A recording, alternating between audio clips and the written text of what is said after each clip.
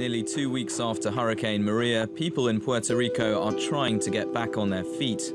The island's entire power grid was down by the storm, and residents are facing long waits for basic supplies like food and water. Governor Ricardo Rosselló says authorities are still dealing with the hurricane's immediate aftermath. We still need to do a lot more, but food is certainly on its way, water is certainly on its way.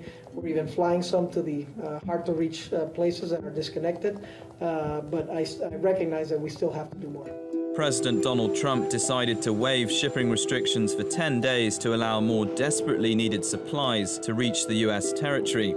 But it's short-term relief, and there are renewed calls for the Jones Act to be scrapped for good.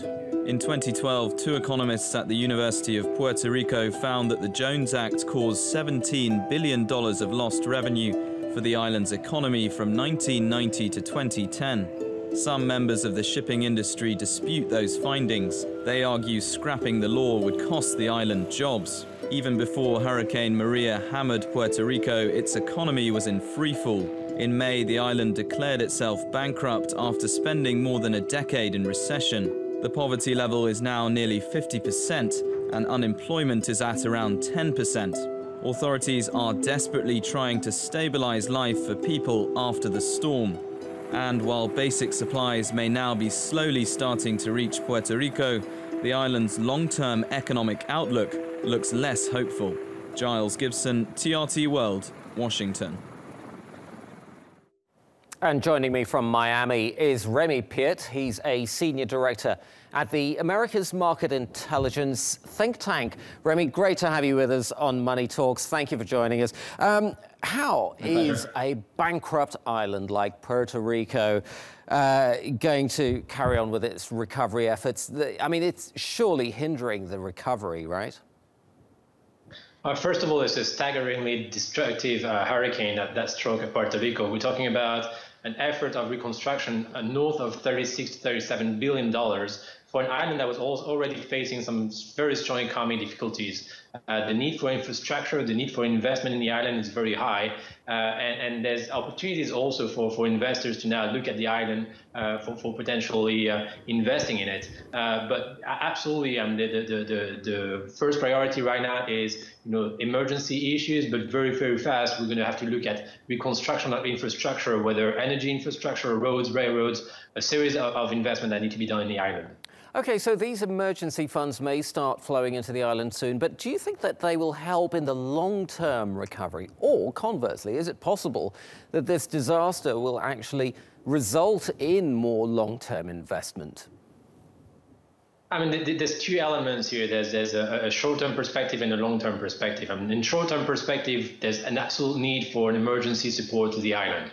But there has been some structural issues with Puerto Rico for a series of decades. We're looking at a territory that has been through recession for the last 10 years, every single year. And just 2012 was the year when there was a very slight economic growth. And this is linked to a series of different factors. There's inefficiency in the island, of course, but there's also the fact that a series of debt have been contracted because there was incentive for Wall Street's investors to invest in the island and not having to pay taxes on the interest that they were making out of the bonds. And also there was a series of different regulations, such as you mentioned in the earlier documentary, the issue of the shipping regulation that forces Puerto Rico to go through import of products in the island through American vessels staffed by American citizens, which obviously are extremely more expensive than whatever other territory in the region is able to import. So you have a situation in a territory where the average population is way poorer than the average American population, but they also have to face staggeringly high amounts of